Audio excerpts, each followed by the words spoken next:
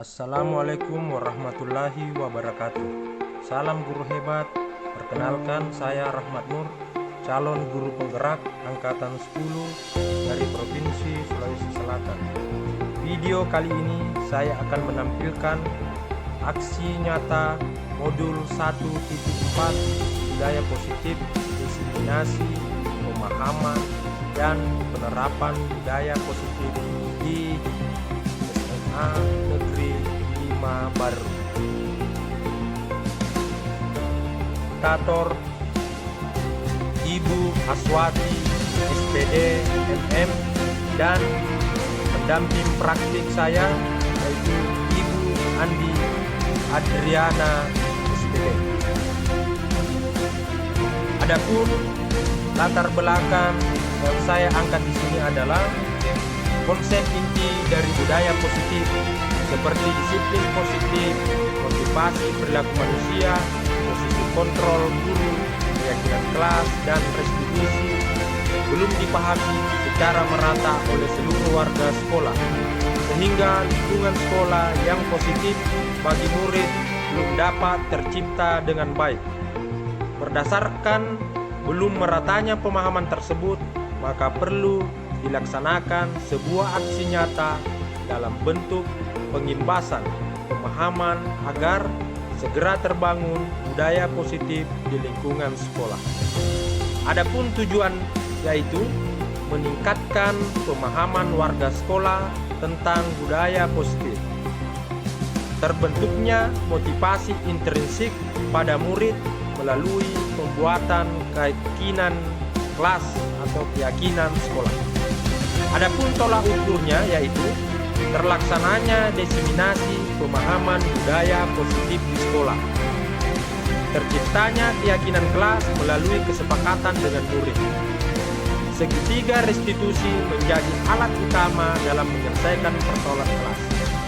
Adapun lini masa yaitu berkoordinasi dengan kepala sekolah dan wali kelas, melakukan diseminasi konsep budaya positif, menyusun keyakinan kelas dan menempelkannya di dinding kelas.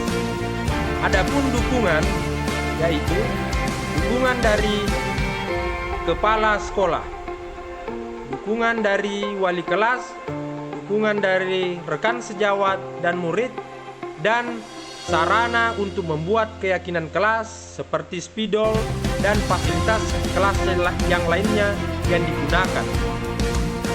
Adapun video kegiatan aksi nyata yang saya tampilkan adalah sebagai berikut.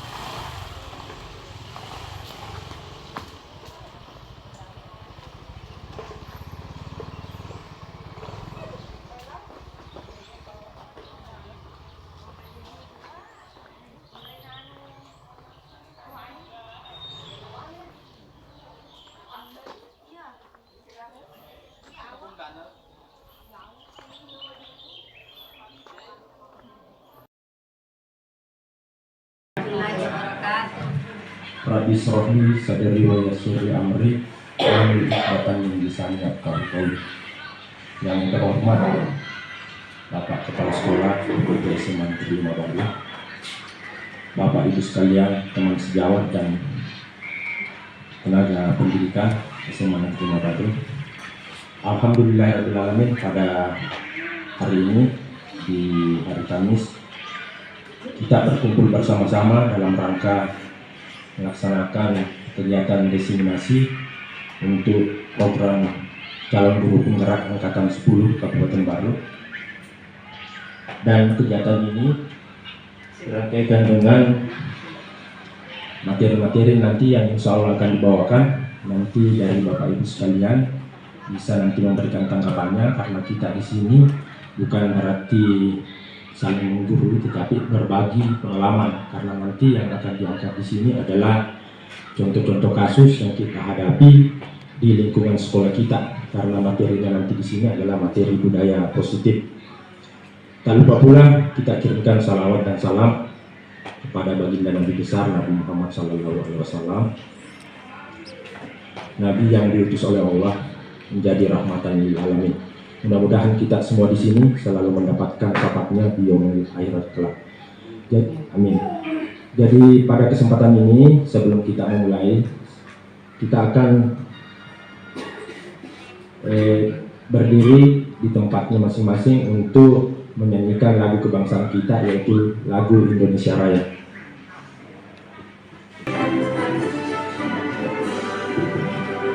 Indonesia tanah airku, tanah tumpah darahku, di sanalah aku berdiri, jadi pandu hidupku. Indonesia kebangsaanku, bangsa dan tanah airku. Marilah kita berseru, Indonesia bangsaku, rakyatku semuanya. Bangunlah jiwanya, bangunlah badannya untuk Indonesia Raya. Indonesia Raya, merdeka, merdeka, tanahku, negeriku yang ku cinta. Indonesia Raya, merdeka, merdeka, hiduplah Indonesia Raya. Indonesia Raya, merdeka, merdeka, tanahku, negeriku yang ku cinta. Indonesia Raya, merdeka, merdeka, hiduplah Indonesia Raya. Hadirin dipersilakan duduk kembali. Kepala Sekolah UPT SMA Negeri 5 Baru yang bersangkutan sekaligus membuka acara kita pada hari ini. Dengan ini saya persilakan dengan hormat. Bismillahirrahmanirrahim. Yang saya hormati teman-teman dari CGP, Ibu Haji Dahliana SPD MPD, Bapak Haji Rahmat Nur SOS MPD. Alhamdulillah. Yang saya hormati Bapak Ibu yang sempat hadir di tempat ini. Marilah kita senantiasa menjadikan syukur kehadirat Allah Subhanahu wa taala atas limpahan rahmat, hidayah dan taufiknya kepada kita semua, sehingga alhamdulillah pada saat ini kita masih diberikan nikmat kesehatan, nikmat kesempatan untuk senantiasa melaksanakan tugas kita. Salam serta salawat senantiasa kita diberikan kepada junjungan kita Nabi besar Muhammad SAW beserta keluarga dan sahabat-sahabat dan sampai kepada umatnya. Bapak Ibu yang saya hormati, bahwa kegiatan ini adalah merupakan satu kegiatan, rangkaian kegiatan yang dilakukan oleh calon guru penggerak. Ini dengan temanya adalah bagaimana budaya positif. Iya. Saya kira, saya berharap dari apa yang nanti dibagikan kepada kita tentu kita sering mengalaminya, tentu kita sering melaksanakannya. Oleh karena itu kami berharap ya, dengan adanya CGT ini kami sebetulnya merasa lega karena semakin banyak yang memberikan contoh kepada kita, itu semakin menjadi pembelajaran yang luar biasa bagi kita. Artinya kalau kegiatan ini, suatu kegiatan yang selama ini kita laksanakan ya, nanti diperintahkan, dengan sering kita melihat kegiatan-kegiatan seperti ini, saya kira itu akan membantu kita, memberikan semangat kepada kita untuk bagaimana kita melaksanakan juga. Oleh karena itu saya berharap kepada adik-adikku, terutama yang masih muda, saya sangat berharap kalau ada pendaftaran untuk CG di periode ke depan, saya berharap tolong mendaftar. Jangan susahnya atau sulitnya teman yang kita selalu ingat, tetapi yang kita harus ingat apa yang kita dapatkan dari situ. Ya. Jadi itu yang saya harapkan. Jadi dalam acara diseminasi ini, saya berharap ada masukan-masukan terutama kepada kita semua untuk senantiasa mari kita bergerak maju, terutama dalam bagaimana meningkatkan mutu di sekolah kita, bagaimana membangun anak didik kita, bagaimana membangun peserta didik kita itu untuk bagaimana menjadi satu pioner ke depan. Ini yang kami harapkan dari kegiatan ini, sehingga kami titipkan di lewat Ibu Wajidah Liana dan Pak Haji Rahmat untuk mari kita senantiasa berbagi. Kalau ada yang baru tolong kita share, kita bagikan kepada teman-teman supaya ada perubahan.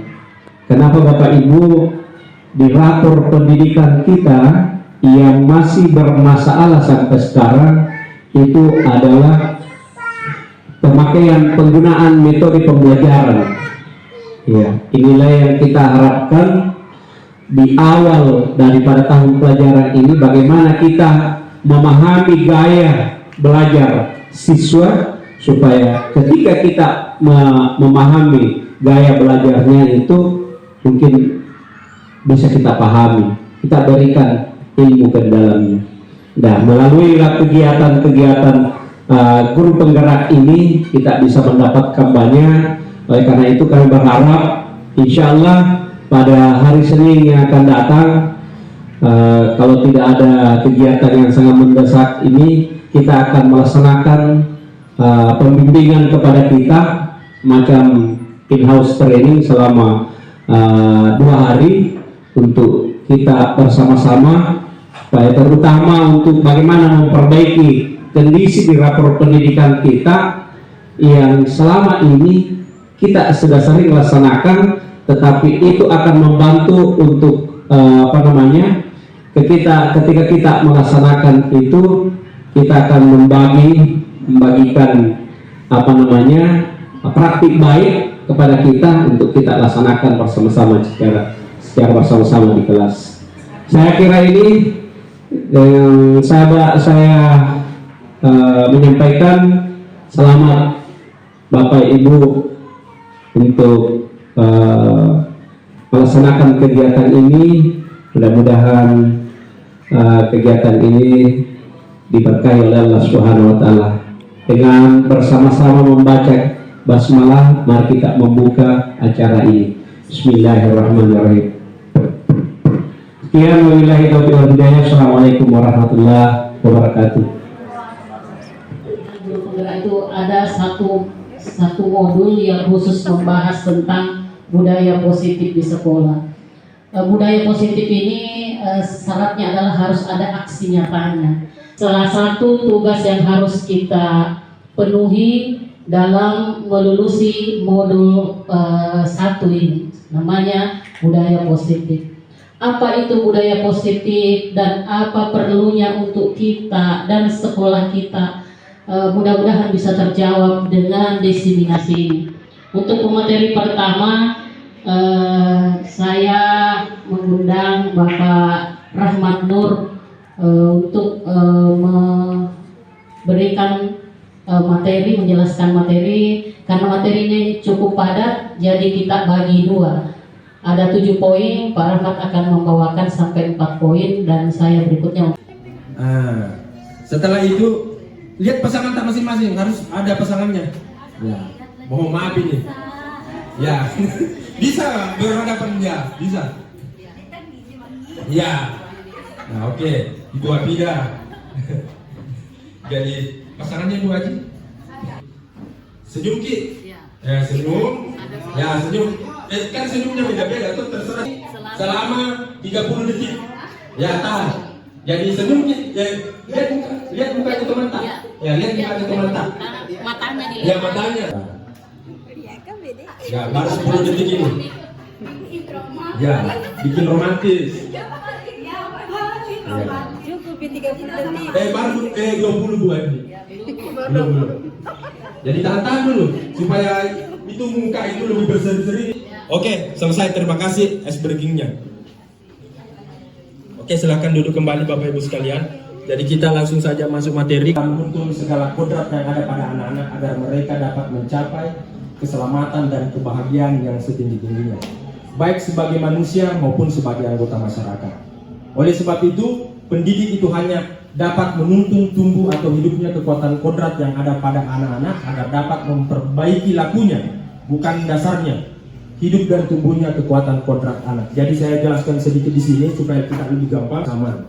Jadi kita harus pahami bahwa anak-anak kita ini di dalam kodrat alam ini ada di dalam akar pendidikan memang itu di dalam fitrah manusia bahwa setiap anak itu memiliki namanya kodrat. Ada kodrat alam, ada kodrat sama. Kodrat alam di sini setiap anak ini memiliki potensi bakat yang berbeda-beda.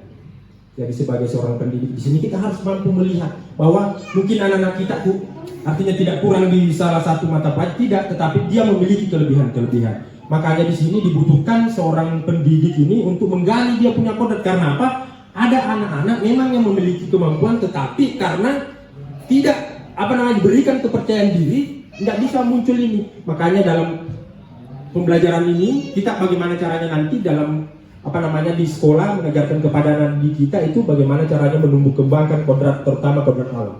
Selanjutnya kodrat zaman. Kita ketahui bahwa kita ini pendidikannya mengalami perubahan dan perkembangan. Paradigmanya juga itu berubah. Sudah kita menggunakan kurikulum itu artinya berkembang. Makanya ada namanya nanti itu paradigma baru. Kita belajar namanya kurikulum paradigma baru, kurikulum prototipe. Itu semua karena apa? Pendidikan ini tujuannya untuk mencerdaskan anak-anak kita. Bukan dari segi ilmu pengetahuan, teknologi, tetapi nanti di dalamnya di sini mengembangkan pola-pola karakter ke depannya agar lebih baik ke depannya. Nah, jadi itu. Selanjutnya, ini yang kita akan bahas nantinya yaitu budaya positif. Nah, budaya positif di sini gambarannya di sekolah kita yaitu nilai dan kebiasaan di sekolah yang berpihak pada murid. Jadi kalau kita lihat bahwa nilai-nilai dan kebiasaan di sekolah kita ini merupakan sudah membudaya kebudayaan. Di dalam pembelajaran kita ini, kebudayaan ini adalah merupakan hasil cipta rasa dan karsa manusia, baik yang bersifat abstrak maupun konkret. Ini dalam pengertian ini. Makanya di dalam itu ada kan kebiasaan-kebiasaan, tindakan-tindakan yang dilakukan yang berulang-ulang dan sudah menjadi kebiasaan. Ini yang menjadi nanti pribadi. Makanya nanti di sini bagaimana kebiasaan-kebiasaan budaya positif ini diubah menjadi kebiasaan-kebiasaan yang positif. Karena apa? Kita lah yang sebagai panutan nanti yang pertama memberikan contoh karakter yang baik kepada anak didik kita supaya lebih maju, lebih berkembang dan lebih positif dan melaksanakan praktik-praktik baik di sekolah. Ya. Di sini ada beberapa konsep budaya positif dan nanti akan dibahas. Saya nanti akan berbagi sama Ibu Haji Dahliana. Saya mungkin membahas 4, ya. Jadi kita pagi karena di sini materinya ada 7 Bu Haji. Jadi kebetulan saya diberikan kepercayaan kepada Ibu Haji Dahliana untuk pemateri pertama yaitu ada 4. Yang pertama itu adalah perubahan paradigma belajar, disiplin positif, kebutuhan dasar manusia, motivasi perilaku manusia, posisi kontrol guru, keyakinan kelas, segitiga restitusi. Ini menjadi satu kesatuan yang terintegrasi. Jadi di sini nanti kenapa banyak sekali materinya, karena apa? Inilah yang menjadi konsep utama budaya positif yang kita insya Allah nanti akan jalankan dan kita terapkan di lingkungan sekolah kita.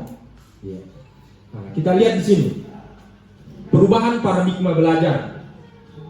Dalam membangun budaya positif, sekolah dapat menyediakan lingkungan yang positif. Jadi sekolah ini harus membuat atau menyediakan lingkungan yang positif, seperti contohnya yang aman, nyaman, agar siswa mampu berpikir, bertindak, dan mencipta dengan merdeka, mandiri, dan bertanggung jawab.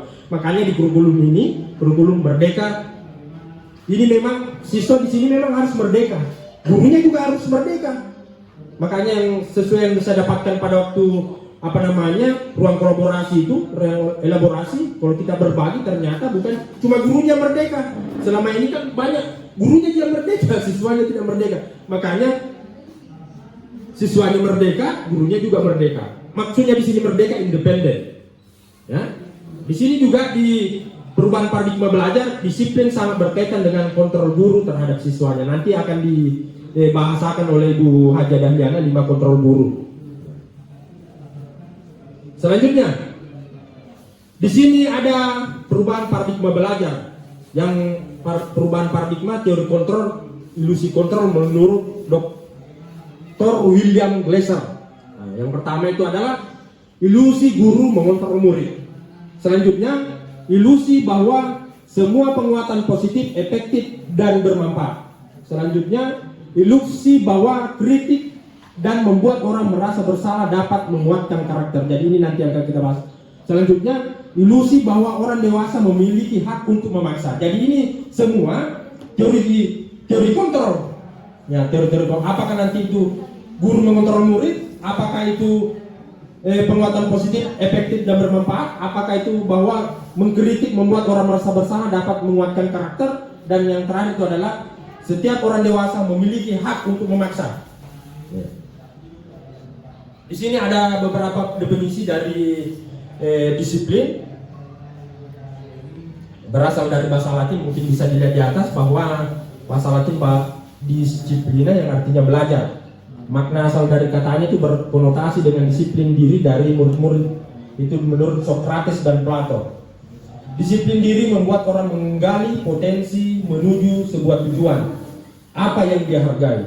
Namun dalam budaya kita, makna kata disiplin telah berubah menjadi sesuatu yang dilakukan seseorang pada orang lain untuk mendapatkan kepatuhan. Jadi ada perubahan paradigma di sini disiplin di negara kita ini, bahwa menggali potensi menuju sebuah disiplin berubah menjadi sesuatu yang dilakukan seseorang pada orang lain untuk mendapatkan kepatuhan.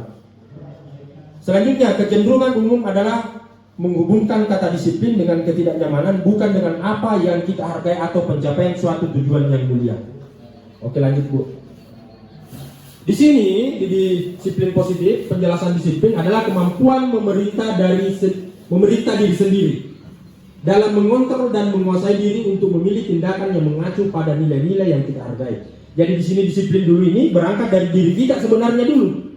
Jadi kalau mau mendisiplinkan orang, kita dulu harus disiplin, harus menjadikan menanamkan atau bahasanya interdependensi, internalisasi. Artinya internalisasi itu menanamkan dulu dalam diri kita. Setelah kita tanamkan dalam diri kita itu nilai disiplin, baru kita tanamkan ke orang lain. Kebutuhan dasar manusia. Nah, di sini yang pertama adalah realitas kebutuhan setiap orang berbeda. Kita harus berusaha memahami pandangan orang lain tentang dunia. Setiap orang memiliki gambaran berbeda-beda. Jadi saya jelaskan sedikit di sini. Jadi kebutuhan dasar manusia di sini yang menurut saya pahami bahwa manusia ini ada nilai-nilai yang dibutuhkan. Ada namanya nilai material, nilai vital, dan nilai kerohanian. Jadi sedikitnya nanti gambaran karena apa itu saling berkaitan dan kita sering lakukan. Seperti contohnya nilai-nilai material adalah nilai-nilai yang berguna bagi unsur fisiknya manusia. Yang kebutuhan manusia kira-kira apa ini? Seperti contoh yang material ini seperti makanan, minuman, pakaian, ya. Nah ini. Sedangkan kalau nilai vital, kita semua memiliki nilai vital. Apa itu? Yang berguna bagi kegiatan aktivitas kita, yang menunjang aktivitas-aktivitas kita sehari-hari. seperti kendaraan yang kita gunakan dan lain-lain sebagainya. HP masuk semua itu. Dan yang tak kalah pentingnya di sini adalah kebutuhan adalah nilai-nilai kerohanian yang berhubungan dengan batin manusia. Karena kita ini bukan cuma jasmaninya, tapi ada juga rohani yang harus dibutuhkan. Nah, apa-apa di situ termasuk nilai-nilai estetika, nilai-nilai keindahan, nilai-nilai kebenaran, nilai-nilai religi, nilai-nilai keyakinan terhadap keyakinan, terutama keyakinan beragama kita. Jadi kalau kebutuhan-kebutuhan ini terpenuhi, insya Allah kita akan melakukan praktek-praktek baik, termasuk budaya-budaya positif yang akan insya Allah kita akan laksanakan nanti di kehidupan kita sehari-hari dan dilaksanakan sesuai dengan tanggung jawab kita sebagai seorang guru, seorang pendidik, dan menerapkan di lingkungan sekolah kita. Nah, ini Bu, Bapak Ibu sekalian, kita angkat contoh kasus yang kita nanti akan kaji bersama, bahas bersama. Nanti di sini ini kasus yang sering kita alami di lingkungan kita, cuma namanya di sini tidak ada nama dari orang dari sekolah kita, nama orang lain, tapi ini bisa kita ambil rujukan nanti bagaimana kita melakukan tindakan yang kedepannya yang akan kita laksanakan sesuai dengan budaya positif yang kita pahami. Nah, ini satu contoh ini. Ibu Ria, jadi diperhatikan, guru kelas 6 di SD Permai, sedang bingung menghadapi ulah salah satu murid di kelas. Jadi contoh kasus, namanya Agus. Beberapa anak telah datang dan mengeluhkan Agus yang seringkali meminta bekal makanan siang mereka dengan paksa. Jika Anda menghadapi suatu situasi seperti Bu Ria, apa yang akan Anda lakukan? Jadi di pertanyaan yang muncul ini, pertanyaannya itu, apa yang akan Anda lakukan menghadapi situasi seperti Bu Ria tadi sesuai dengan penjelasannya ini? Yang kedua, menurut Anda, Bapak Ibu sekalian, kira-kira apa alasan Agus melakukan hal itu? Jadi contoh kasusnya itu di atas, ada pertanyaan yang muncul dua. Jadi Bapak Ibu sekalian, silakan dikaji di atas. Jadi kira-kira apa yang dalam konteks ini tadi, apa kira-kira yang Anda lakukan sebagai seorang guru? Kira-kira menurut Anda apa alasan Agus melakukan hal itu? Jadi saya ulangi lagi, baca contoh kasusnya ini. Ibu Ria, guru kelas 6 di SD Permai, sedang bingung menghadapi ulah salah satu murid di kelas bernama Agus. Beberapa anak telah datang dan mengeluhkan Agus yang seringkali meminta bekal makan siang mereka dengan paksa. Jadi ini nanti berhubungan dengan kebutuhan. Nah, jika Anda menghadapi situasi seperti Bu Ria, apa yang akan Anda lakukan? Menurut Anda kira-kira apa alasan Agus melakukan hal itu? Silakan Bapak Ibu, saya berikan waktu tidak lama juga. Kira-kira kalau sudah ada yang bisa memberikan gambarannya, analisanya terhadap contoh kasus di atas ini, bisa acungkan tangan. Ini dikeluhkan ini Agus karena seringkali meminta bekal makanan siang kepada temannya dengan paksa. Nah, kira-kira menghadapi suatu situasi seperti Ibu Ria ini, apa yang akan Anda lakukan? Anggaplah Anda sebagai Ibu Ria. Nah, oke, saya persilakan kepada Ibu Hasil. Cuma dalam bentuk makan siang, tapi ada yang menyerupai, tapi kita kan ambil contoh makan siang di sini. Nah, ada perilaku anak yang sering memaksa temannya ini. Nah, ini kan kita tadi berbicara tentang kebutuhan dasar manusia. Nah, karena ini makanan tadi ini termasuk kebutuhan dasar manusia. Mungkin Agus ini kira-kira orang tuanya kan tidak dikasihkan makanan, atau tidak makan pagi di rumahnya, atau bagaimana, atau ingin memperlihatkan jati dirinya bahwa saya ini hebat ini di sekolah, atau kurang perhatian. Nah, berbagai macam kasus-kasus yang muncul di sekolah kita ini. Mungkin ada yang memberikan tambahan, Ibu Andi?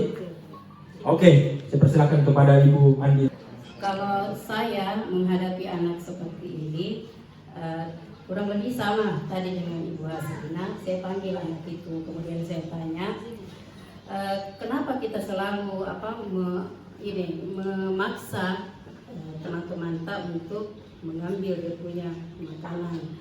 Nah, apakah orang tua kita tidak menyediakan di rumah, ya? Nah, kemudian saya kasih tahu, kira-kira bagaimana kalau seandainya kita diperlakukan seperti itu?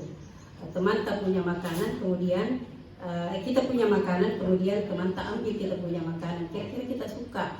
Nah kalau kita tidak suka jangan dikasih seperti orang seperti itu ya. Nah, dikasih tahu seperti itu. Itu kalau menurut saya. Nah, saya kira begitu dulu. Oke, terima kasih Bu Andi. Bismillahirrahmanirrahim. Assalamualaikum warahmatullahi wabarakatuh. Waalaikumsalam warahmatullahi wabarakatuh.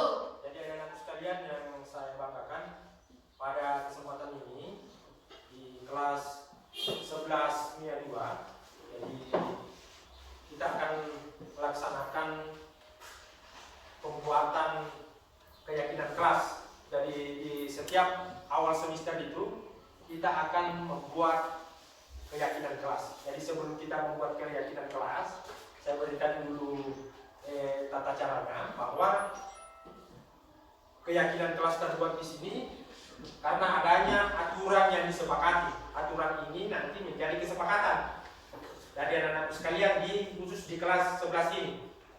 Nah, jadi nanti di setiap kelasnya, di kelas yang Anda tempati sekarang ini, Anda akan membuat aturan yang berkaitan dengan anak-anak sekalian.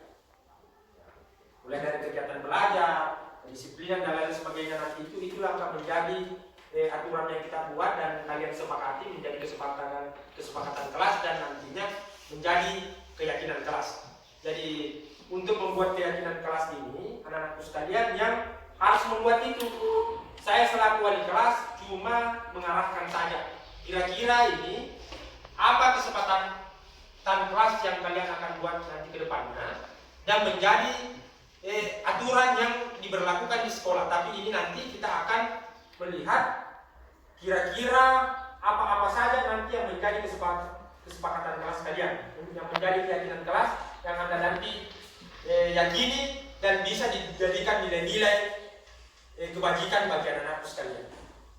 Jadi sekarang saya persilahkan kepada anak-anak sekalian untuk berpikir atau merenung untuk kira-kira apa nanti yang akan kalian buat aturan di kelasnya, dan itu nanti menjadi kesepakatan dan keyakinan kelas. Jadi saya persilahkan nanti kepada masing-masing siswa kira-kira apa yang menjadi aturan nanti yang mau disepakati di sini. Jadi saya berikan waktu sekitar 1 menit untuk berpikir kira-kira aturan apa yang kalian buat nanti ini menjadi kesepakatan dan menjadi keyakinan kelas. Silakan berpikir selama 1 menit. Setelah itu nanti saya persilakan untuk menulisnya di papan tulis.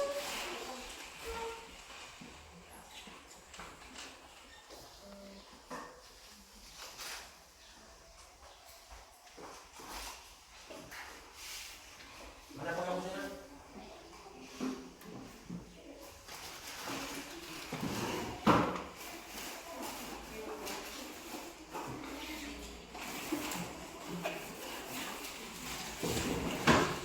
Oke, sudah?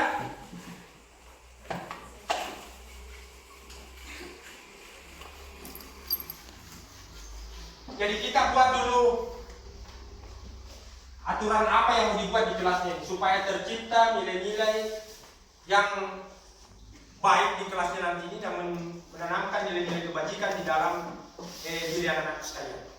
Jadi siapa kira-kira yang pertama yang mau naik tulis? Yang bisa berganti?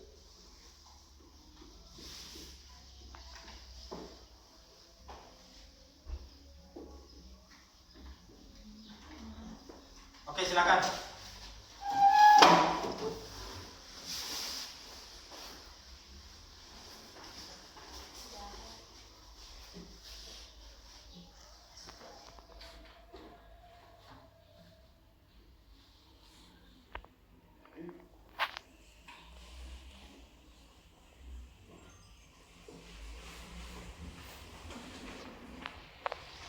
Oke, selanjutnya siapa lagi nih?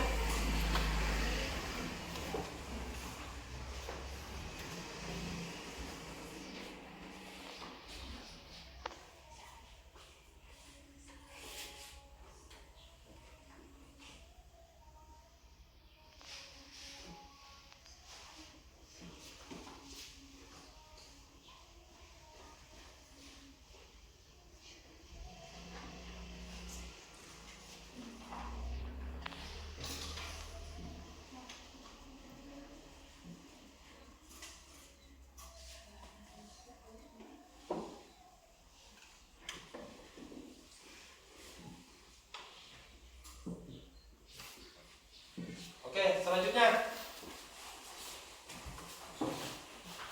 Jadi pikirkan kira-kira apa yang menjadi aturan di kelas yang mau kalian sepakati nanti di sini.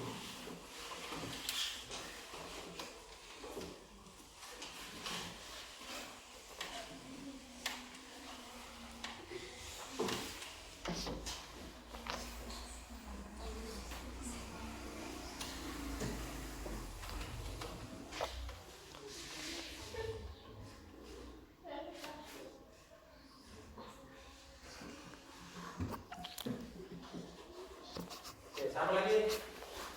Oke, silakan. Nak.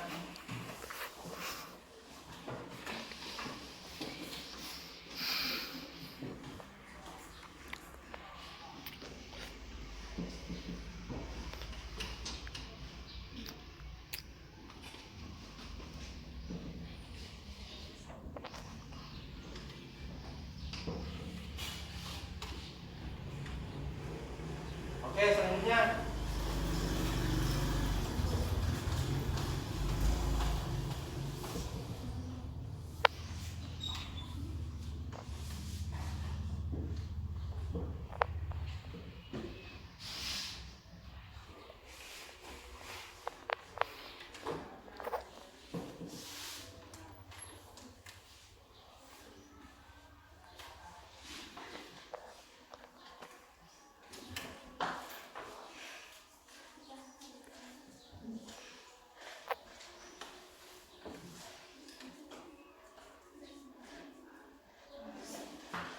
Oke, selanjutnya.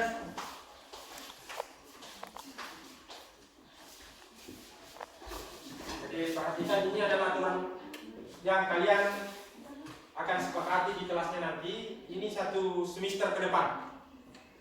Jadi setiap di awal tahun pelajaran itu pasti kita membuat namanya aturan kesepakatan dan menjadi keyakinan kelas yang kita akan yakini di kelas kita.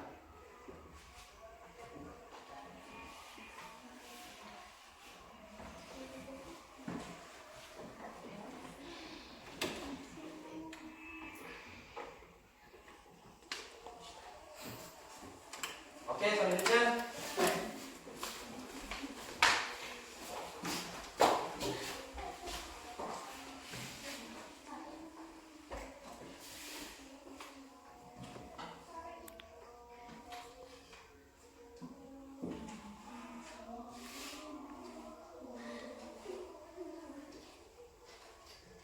Oke, siapa lagi?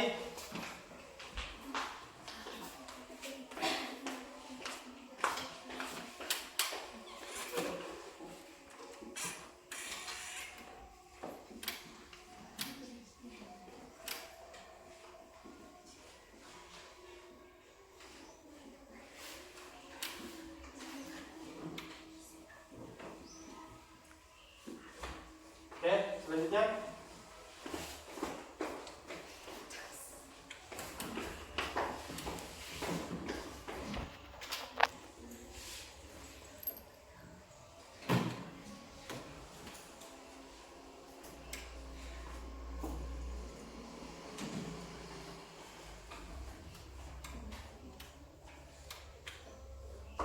Selanjutnya. Oke, ganti-gantian.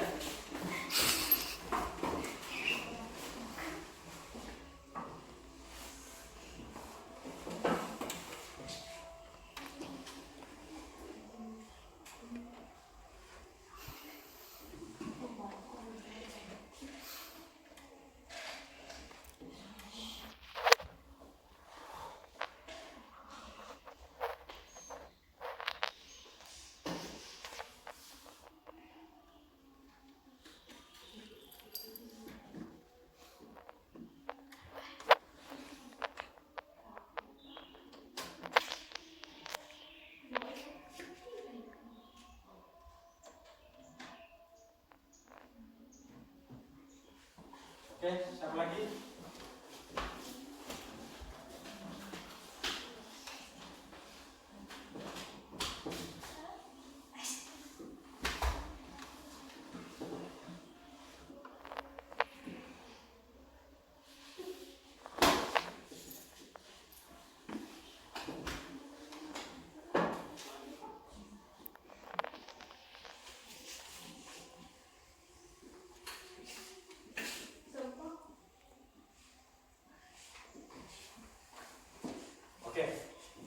Jadi sudah tidak ada toh? Oke. Jadi perhatikan. Jadi ini aturan yang kalian ingin buat. Jadi saya bacakan Ki, aturan yang kalian ingin buat di kelas ini. Aturan nanti ini yang kalian buat ini kan yang menyepakati itu kalian semua. Karena apa yang akan melaksanakan nanti aturan ini kalian. Setelah itu, untuk kesepakatan kalian nanti inilah nanti yang menjadi keyakinan kelas kalian. Makanya nanti dalam pembuatan keyakinan kelas ini akan diubah nanti. Kata-katanya nanti ini kan kata-kata yang bersifat negatif ini. Tapi nanti kalau dibuat dalam bentuk keyakinan kelas akan menjadi kalimat positif. Jadi keyakinan kelas itu adalah ada aturan yang dibuat yang disepakati oleh siswa yang ada di kelas itu dan nanti dibuat dari kata-kata yang negatif menjadi kata-kata yang positif atau kalimat yang negatif menjadi kalimat positif. Kalimat positifnya ini nantilah yang menjadi keyakinan kelas kalian. Jadi nanti keyakinan kelas kalian ini yang kalian akan laksanakan nanti karena sesuai dengan kesepakatan kalian yang kalian buat. Saya bacakan ini tadi. Hadir tepat waktu. Nah, ini siapa tadi yang hadir tepat waktu? Belajar dengan sungguh-sungguh. Nah, jadi kita ingin melihat bahwa kita ingin belajar dengan sungguh-sungguh. Berpakaian rapi dan sesuai setiap hari. Mengerjakan tugas tepat waktu. Siapa ini? Saling menghormati, menyayangi, dan bekerja keras. Berdoa sebelum atau sesudah belajar. Menjaga kebersihan kelas. Siapa ini? Bersikap baik, ramah, dan santun. Membantu sesama teman. Siapa? Tidak membuat kegaduhan dalam kelas. Tidak membuat sampah sembarangan. Nah, jadi ini aturan yang kalian sepakati. Nanti membuat keyakinan kelas. Oke, ada dulu. Jadi anak-anak sekalian yang saya banggakan. Jadi sekarang kita lanjutkan kembali bahwa kita akan membuat sebuah kesepakatan kelas dan akhirnya nanti menjadi keyakinan kelas yang kita sepakati. Makanya di sini ada beberapa nilai-nilai kebajikan yang ingin kita lihat di sini. Contoh, ada namanya nilai kejujuran, nilai keadilan, belas kasihan, kesederhanaan, penghargaan, toleransi, nilai kepedulian, kesetiaan, kepedulian terhadap lingkungan, dan kebijaksanaan. Kira-kira aturan yang kalian buat nanti di sini, kalau diubah menjadi kalimat positif, kira-kira yang sesuai tadi dengan nilai-nilai kebajikan ini, kira-kira yang mana ya? Jadi kita mulai dulu yang pertama. Jadi perhatikan juga yang sebelah sana. Hadir tepat waktu, kira-kira apa di sini yang kita inginkan? Apa yang kita inginkan di situ tepat waktu? Ini apa? Bisa tanggung jawab, bisa disiplin, apa? Apa yang kita inginkan di sini? Disiplin. Nah, disiplin toh? Oke. Jadi di sini kedisiplinan. Jadi selanjutnya belajar dengan sungguh-sungguh. Apa yang kita inginkan di sini? Belajar dengan sungguh-sungguh.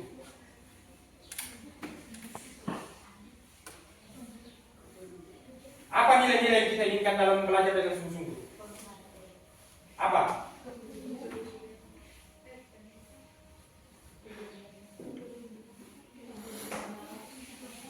Apa di sini?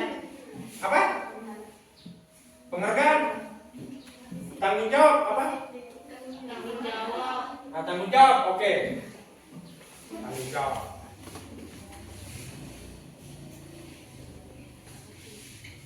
Selanjutnya, berpakaian rapi dan sesuai setiap hari. Apa di sini? Disiplin. Kedisiplinan.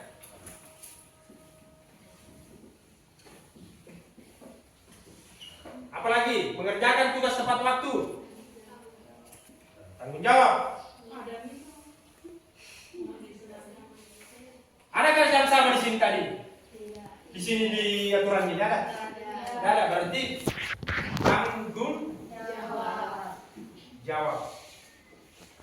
Selanjutnya saling menghormati, menyayangi, dan bekerja sama. Apa yang kita inginkan di sini? saling menghargai, menyayangi dan bekerja sama apa? Kepedulian. Oke. Kepedulian. Berdoa sebelum atau sesudah belajar apa di sini?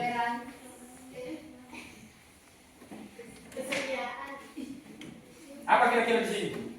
Jadi sebelum belajar kita berdoa apa di sini ini? Pas nilai-nilai kebajikan ini. Apa yang kita inginkan di sini? Berdoa sebelum atau sesudah belajar? Kebijaksanaan.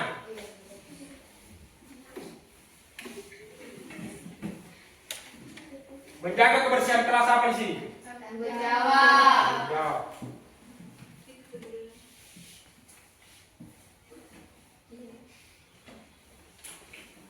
Apalagi? Bersikap baik, ramah dan santun. Kepedulian. Apa? Bersikap baik, ramah dan santun. Oh, berarti toleransi. Toleransi. Membantu sesama teman. Kepedulian. Peduli. Kepedulian.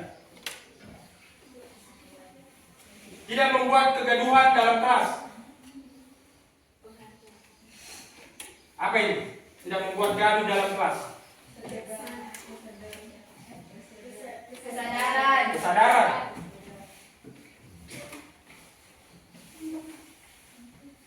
Tidak membuang sampah sembarangan. Kepedulian terhadap lingkungan. Jadi perhatikan. Kita lihat yang mana yang masuk ke disiplinan di sini. Ada berapa yang masuk ke disiplinan? 1. Mana lagi? 3. Begini. Mana lagi? 9. Mana kedisiplinan di sini? 9 Pak. Nomor 9. Kepedulian. 2. Yang mana yang tanggung jawab? Mengerjakan tugas tepat waktu. 8 Pak. Yang mana lagi? 8. Tanggung jawab. Yang mana lagi? Itu Pak. Oke, sekarang kita masuk ke kepedulian. 3. Mana lagi kepedulian? Ini lagi kepedulian. Membantu sesama teman. Apalagi? Yang terakhir, kepedulian. Sekarang apa yang belum? Kebijaksanaan. 1 Ji. Jadi yang selanjutnya toleransi. Jadi perhatikan. Masih ada kesadaran? Oh, berguna. Jadi perhatikan. Di sini yang kita telah sepakati di sini, yang kita ubah dari kalimat negatif menjadi kalimat positif, ini dari aturan yang kita buat sebelah sini akhirnya sisa 6.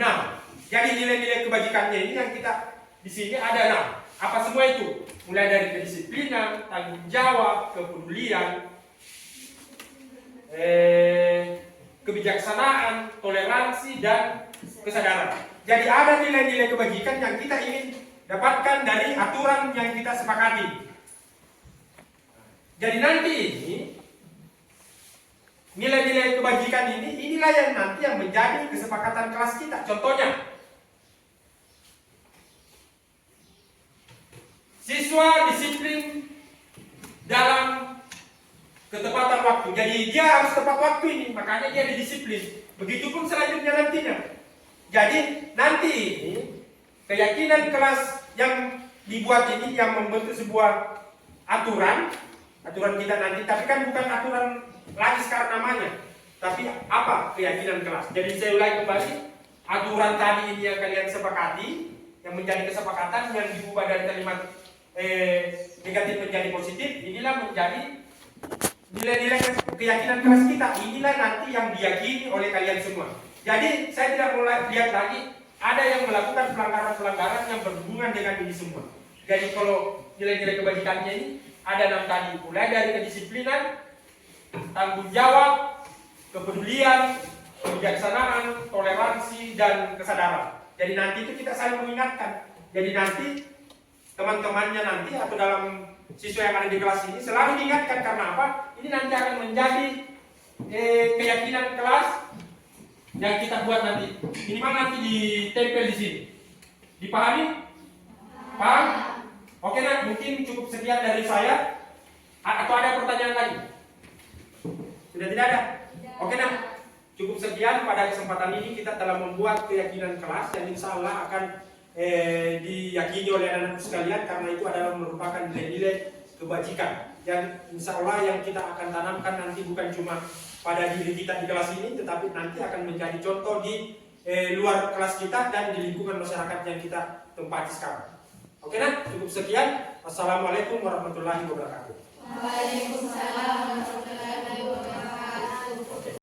Segitiga restitusi adalah suatu proses dialog yang dijalankan guru atau orang tua agar dapat menghasilkan murid yang mandiri dan bertanggung jawab.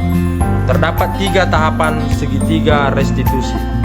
Pada tahap pertama yaitu menstabilkan identitas. Segitiga restitusi yang kedua yaitu validasi tindakan yang salah. Pada tahap segitiga restitusi yang ketiga yaitu menanyakan keyakinan.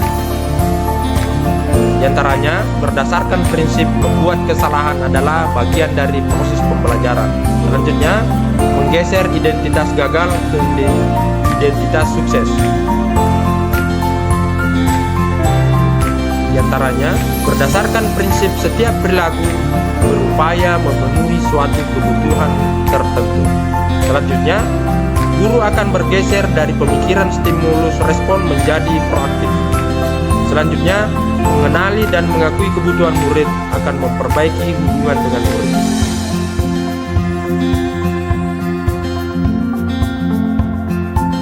Di sini, murid akan diberikan pertanyaan-pertanyaan bermakna untuk memunculkan motivasi secara intrinsik.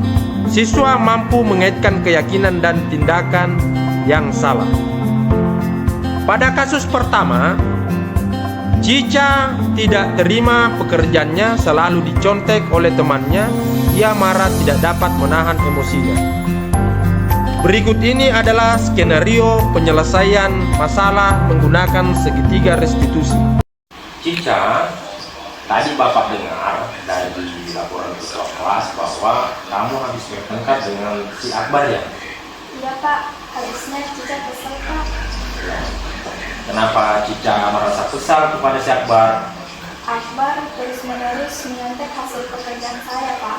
Bukan cuma PR, tapi tugas juga Pak. Oh ya, wajarlah Cica merasa marah dan kesal. Jika pada posisi Bapak ada pada posisi Cica, Bapak juga akan merasa kesal. Iya Pak. Lalu apa yang kamu lakukan sama si Akbar? Saya marah-marah Pak, saya juga maki-maki Akbar dan tanpa sadar saya menggobrak meja Akbar Pak. Oh begitu. Pasti kamu berbuat begitu karena ada alasannya. Iya Pak, masa saya diam-diam saja? Saya sudah susah payah mengerjakan tugas, Akbar malah menyelesaikan tugas saya Pak. Kan tidak ada usahanya Pak. Oh iya, wajarlah kamu merasa marah karena tidak rela pekerjaanmu dicontek sama si Akbar begitu saja. Bapak sangat menghargai tindakan yang kamu perbuat. Untung kamu tidak berbuat lebih buruk daripada itu, misalnya memukul. Sekarang coba kita pikirkan, kira-kira tindakan kamu yang marah itu, yang menggebrak meja, apakah sesuai dengan keyakinan kelas yang telah kita sepakati? Tidak Pak. Oh iya. Menurutmu kira-kira keyakinan kelas apa yang sudah kamu langgar nak? Saling menghormati antar teman Pak. Oh iya. Menurut kamu saling menghormati antara teman itu penting tidak untuk kamu lakukan? Penting Pak. Bila kamu nak Cica itu merasa bahwa keyakinan yang kamu lakukan itu penting, kira-kira keyakinan apa yang kamu harus lakukan pada saat kamu sedang marah? Harus lebih banyak untuk lebih sabar Pak. Kamu mau memperbaiki masalah ini ya? Iya Pak. Apa kira-kira yang kamu lakukan untuk memperbaiki masalah ini? saya harus lebih banyak bersabar dan menahan amarah. Saya kalau ada yang menyontek kepada saya akan melapor kepada guru mata pelajaran saya dan wali kelas saya, Pak. Oke. Nah, itu tindakan yang tepat sekali kamu Cica. Tetap semangat ya. Sekarang silahkan kembali ke kelasnya. Semoga diskusi kita kali ini menjadi pengalaman yang sangat berharga bagi Cica, bagi saya pribadi. Semoga lebih baik ke depannya, nak ya. Iya, Pak. Terima kasih. Oke. Assalamualaikum warahmatullahi wabarakatuh. Nama saya Siti Nur Aziza atau biasa dipanggil Cica. Saya dari kelas 11. Saya senang sekali diajak berdiskusi bersama Bapak Haji Rahmat Nur untuk mengendalikan diri dari amarah karena perilaku teman sekelas saya, dan saya juga harus banyak berlatih bersabar dan menghargai teman-teman saya. Terima kasih. Wassalamualaikum warahmatullahi wabarakatuh. Pada kasus kedua, Irfan sering datang terlambat sehingga banyak pelajaran yang tertinggal. Berikut ini adalah skenario penyelesaian masalah menggunakan segitiga restitusi. Nah Irfan, Bapak tadi mendengar dari laporan guru tiket bahwa katanya kamu sering datang terlambat ke sekolah ya? Iya Pak. Menurut ingatan kamu, kira-kira kamu datang terlambat ke sekolah kira-kira sudah berapa lama ya? Sudah 5 kali Pak. Sudah 5 kali ya. Sering terlambat itu menurut kamu Nak Irfan merupakan kesalahannya? Iya Pak. Ya. Nah Irfan, setiap orang berbuat kesalahan itu adalah manusiawi. Setiap orang yang berbuat kesalahan itu pasti kedepannya akan belajar lebih baik lagi ke depannya. Kesalahan tersebut menurut Irfan berusaha untuk memperbaikinya. Setuju ya? Iya Pak, setuju. Nah Irfan, sekarang kita mau cari solusinya bersama-sama ya. Iya Pak. Irfan sering datang terlambat ke sekolah, pasti punya alasan. Kenapa sih Nak Irfan sering datang terlambat ke sekolah? Karena saya sering begadang Pak sambil main HP jadi kurang tidur. Ya. Kamu tahu keyakinan kelas yang kita pernah buat atau yang pernah kita sepakati? Iya tahu Pak. Menurut keyakinan kelas apa yang sudah kamu langgar Nak Irfan? Disiplin Pak. Oh, disiplin berarti kamu menganggap bahwa kamu melanggar kedisiplinan. Nah, menurut kamu disiplin itu penting ya? Penting Pak, karena membuat saya datang ke sekolah tepat waktu dan bisa menghargai waktu. Oke, betul. Menghargai itu penting dan sangat bermanfaat untuk kita. Seperti kita contohnya menghargai orang lain yang ada di sekitar kita. Pekerjaan jadi tidak menumpuk dan kita juga bisa melatih diri untuk peduli terhadap sesama. Ya Pak, saya menyesal tidak terlambat. Saya mohon maaf Pak. Ya Irfan, sikap yang sangat baik yang sudah kamu lakukan dengan cara meminta maaf. Menurut kamu, apa yang kamu lakukan untuk tidak datang terlambat lagi ke sekolah? Saya akan lebih cepat tidur dan tidak begadang agar tidak datang terlambat lagi ke sekolah. Nah, baik Nak Irfan, kamu sudah temukan solusinya dan Bapak akan bekerja sama dengan orang tua kamu agar tidak datang terlambat lagi ke sekolah dan tidak begadang lagi. Sekarang silahkan kembali ke kelas ya. Mudah-mudahan ini menjadi pengalaman berharga bagi anak Irfan dan menjadi lebih baik ke depannya. Ya Pak, terima kasih atas perhatiannya dan waktu diskusinya. Assalamualaikum warahmatullahi wabarakatuh. Nama saya Irfan Jahar dari kelas 11.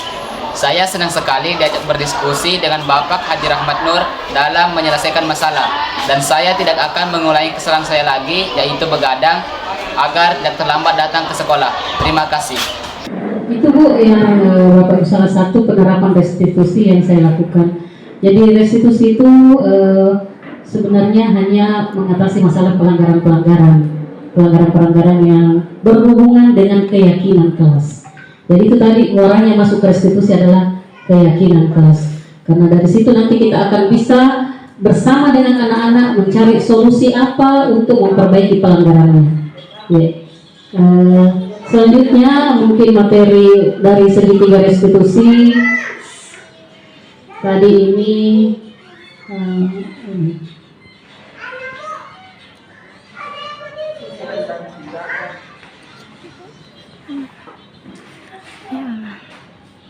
Ada yang Bapak Ibu mau tanyakan lagi berhubungan dengan keyakinan kelas dan segitiga restitusi? Ini ada antara peraturan dengan keyakinan kelas. Jadi kalau peraturannya mengatakan selalu kembalikan buku ke tempatnya, jika bisa membuat peraturannya dalam bentuk keyakinan adalah bertanggung jawab. Jadi nanti kalau dilarang mengganggu orang lain, peraturannya begitu. Nanti kita akan buat dari keyakinan adalah menghormati orang lain dan diri sendiri.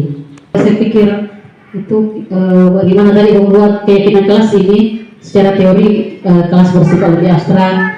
Ini bisa kita baca Bapak Ibu, keyakinan kelas berupa pernyataan universal. Berarti itu kenapa universal? Supaya mudah diterima oleh anak-anak. Jadi kebajikan-kebajikan seperti bertanggung jawab, menghargai guru, orang lain, diri sendiri, itu nilai kebajikan yang universal. Kalau universal itu biasanya mudah diterima. Makanya kenapa dia bersifat universal. Lalu dibuat dalam bentuk kalimat positif. Jadi meskipun barangkali pelanggaran, namun kita membuatnya kalimatnya jadi kalimat positif. Selanjutnya keyakinan kelas hendaknya tidak terlalu banyak supaya mudah diingat dan dipahami. Keyakinan kelas sebaiknya dapat diterapkan di lingkungan kelas. Semua warga kelas ikut berkontribusi dalam pembuatan keyakinan kelas lewat kegiatan curah pendapat. Yang terakhir adalah meninjau keyakinan kelas dari waktu ke waktu. Jadi bisa kita perbaharui. Keyakinan kelas itu bisa kita perbaharui. Tadi sudah restitusi, sudah penjelasan ini. Ya, tahapan segitiga restitusi tadi sudah ada. Bagaimana menstabilkan identitas, seperti misalnya kalimat berbuat salah itu semua orang tidak ada yang sempurna. Itu namanya menstabilkan identitas. Walaupun anak sudah sakit, stabilkan dulu identitasnya supaya dia mudah meyakini bahwa saya memang melanggar hari ini. Kemudian masuk ke tindakan validasi tindakan salah. Kamu pasti punya alasan kenapa melakukan ini. Kita bisa menanyakannya begitu ketika kita melakukan restitusi. Lalu bagian terakhir adalah kita menggali solusi yang bisa dia lakukan untuk menebus kesalahannya atau pelanggarannya. Misalnya apa yang kamu langgar, keyakinan kelas mana yang kamu langgar hari ini. Ya. Itu Bapak Ibu untuk segitiga restitusi. Dan ini sudah di penghujung. Terima kasih atas perhatiannya, Pak Haji. Tidak ada lagi, atau ada yang ingin? Sudah tidak ada? Ya. Baik, kalau tidak ada kita akhiri pertemuan hari ini. Terima kasih atas kehadirannya Bapak Ibu, atas partisipasinya luar biasa semua. Dan saya dengan Pak Haji Rahmat mohon maaf jika dalam memaparkan materi ini ada yang menyinggung perasaan, ada yang terlewat, tidak enak begitu Pak. Jadi ya mohon maaf atas segala kekurangan. Assalamualaikum warahmatullahi wabarakatuh. Terima kasih dan salam bahagia.